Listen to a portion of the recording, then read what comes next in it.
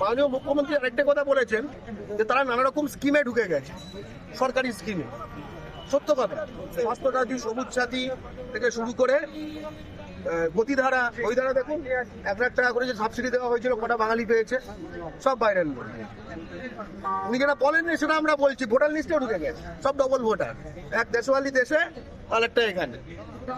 তারপরে তারা সরকারি সম্পত্তিও দখল করে নিয়েছে। এখানে দেখুন, আমরা যে হাজরা মোড়ে রয়েছি, এখান থেকে পরপর মেট্রো স্টেশনে ধরে চলে যান, এখানে উত্তর থেকে কোনো বাঙালি পাবেন, সব দেশওয়ালি। এবার কথাটা হচ্ছে যে স্পষ্ট কথা, বাংলার মাটিতে আয় করে খাবার, জীবিকার প্রথম অধিকার বাংলার ভূমিপুত্রদের, অর্থাৎ বাঙালি। এইটা স্পষ্ট কথা। মাননীয় মুখ্যমন্ত্রী কি বলেছেন?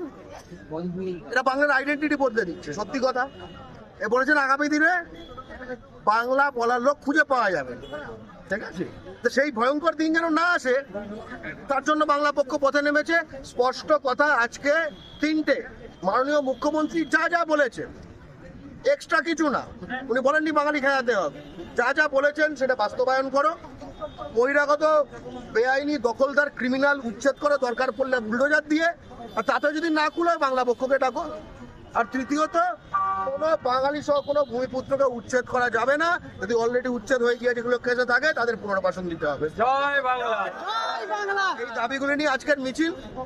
আজকের এই মিছিল মুখ্যমন্ত্রীর যে নির্দেশ সেটা বাস্তবায়নের পক্ষে। লালবাজার যদি বড় বাজার না দেখতে পারে, কিন্তু বাঙালির গড়িয়াহাটার হাতিবাগান দেখতে পারে, তাদের চোখটা একটু খুলে দেওয়ার জন্য এই মিছিল। স্পষ্ট কথা। মিছিল হাজরা থেকে কত?